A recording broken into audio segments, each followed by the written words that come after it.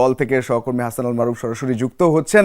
মারুফ, পঞ্চম দিনে নাটকীয়তার অপেক্ষায় সবাই, মানে বাংলাদেশও অপেক্ষায়, শ্রীলঙ্কা অপেক্ষায়। তবে ব্যাটিং তো ভালোই হচ্ছে এখন পর্যন্ত। যে জুটি মুশফিক শান্ত খেলছেন, 200 হয়ে গেছে লিড।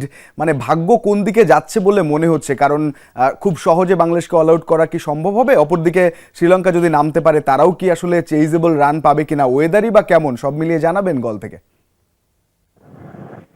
আর রঞ্জন, সকাল থেকে আজকেও বরাবরের মতো প্রচুর রোদ এবং বেশ ভালো উইকেট। গতকালকে আমরা যেমনটা দেখেছি, নাজমুল শান্ত এবং মুশফিকুর রহিম দিনের শেষ বেলায় যেভাবে ব্যাটিং করেছেন, মনেই হচ্ছিল না শ্রীলঙ্কান বোলাররা তাদের জন্য কোনো থ্রেট ক্রিয়েট করতে পারছেন। এবং আজকেও এখন পর্যন্ত আসলে বাংলাদেশ 200-র বেশি লিড নিয়ে ফেলেছে।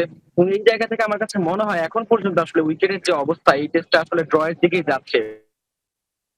এবং যদি আসলে রেজাল্ট আসতে হয়, যেমন বাংলাদেশ যদি একটা চ্যালেঞ্জ নিতে পারে যে প্রথম সেশনে 350-র কাছাকাছি একটা লক্ষ্য করে দিয়ে শ্রীলঙ্কাকে সেই চ্যালেঞ্জ যদি করে দিতে পারে, আমার কাছে মনে হয় সেক্ষেত্রে হয়তো আসলে একটা কিছু একটা দেখা যেতে পারে। তবে এছাড়া এখন পর্যন্ত এই টেস্টটা ড্রয়ের দিকে যাচ্ছে। এবং শ্রীলঙ্কান গতকালকে ব্যাটার কামিন্দু মেন্ডিস যেমনটা বলছিলেন,